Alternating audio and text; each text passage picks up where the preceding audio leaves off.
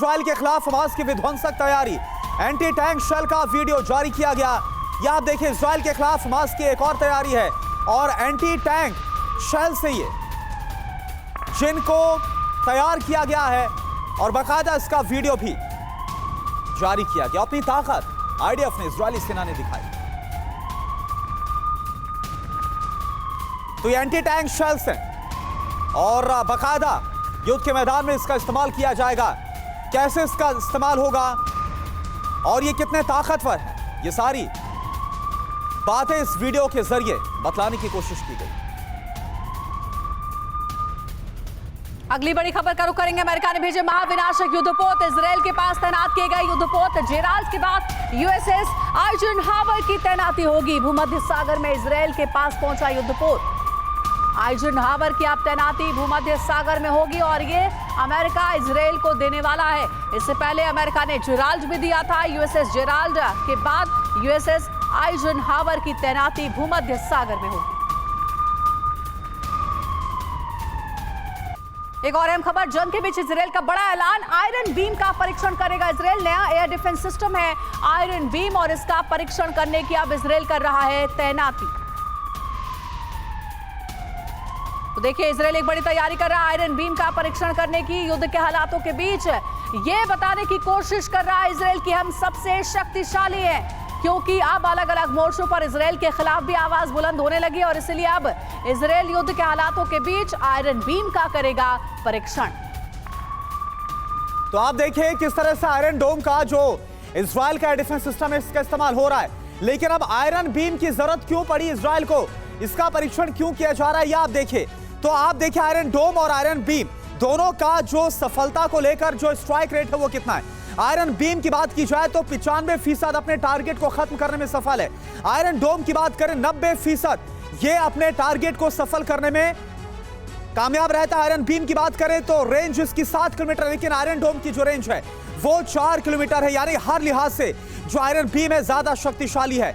Iron beam direct energy weapon है, लेकिन अगर आयरन डोम की बात करें रॉकेट रोकने में ये सक्षम है। तो ये ताकत है आयरन बीम की। आयरन बीम दुश्मन का बचना मुश्किल हो जाता है। आयरन डोम की बात करें बैलिस्टिक मिसाइल रोकने में सक्षम होती है। आयरन बीम की हम बात करें 4 से 5 सेकंड में टारगेट को तबाह कर देता है। आयरन डोम की बात करें तो ड्रोन यूएवी को रोक सकता है। तो हर लिहाज से अगर हम देखें तुरंत एक्शन लेना हो तो आयरन बीम हर लिहाज से ज्यादा ताकतवर। इसके अलावा आयरन बीम जो है वो फाइबर लेजर का इस्तेमाल करता है। आयरन डोम इसके साथ साथ जो जानकारी है वो बैटरियों पर आधारित है। तो इसकी तकनीक के साथ साथ इसकी क्षमता की बात की जाए, इसकी रेंज की बात की जाए, हर लिहाज से आयरन बीम आयरन डोम के मुकाबले ज्यादा ताकतवर नजर आता है, ज्यादा सक्षम नजर आता है। और इसी से जुड़ी एक और बड़ी खबर आ रही है, हमास के खिलाफ बड़े हमले की तैयारी है। जमीन से हमले के लिए आईडीएफ तैनात है। गाजा सीमा पर 10 इजरायली सैनिकों को तैनात किया गया। तो आप देखिए तस्वीरें हम आपको दिखा रहे हैं, हमास के खिलाफ बहुत बड़े हमले की तैयारी और ये तैयारियों की तस्वीरें भी ग्राउंड रिपोर्ट के जरिए हम आपको दिखा रहे हैं। जमीन से हमले के लिए आईडीएफ पूरी तरह से तैनात है। गाजा सीमा पर 10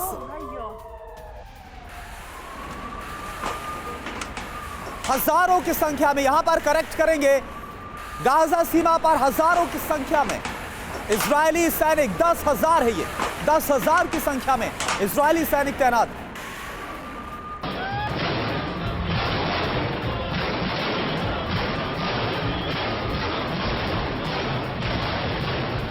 प्रोफेसर सतीश, मेरा सवाल देखिए आपसे है, ये जो तैयारी है वो क्या बतला रही, क्योंकि इस तैयारी के साथ हम ये भी देख रहे हैं कि हौसला अफजाई के लिए खुद इजराइल के प्रधानमंत्री बेंजामिन नेतन्याहू पहुंचे, उन्होंने सैनिकों से मुलाकात की, उनका हौसला बढ़ाया।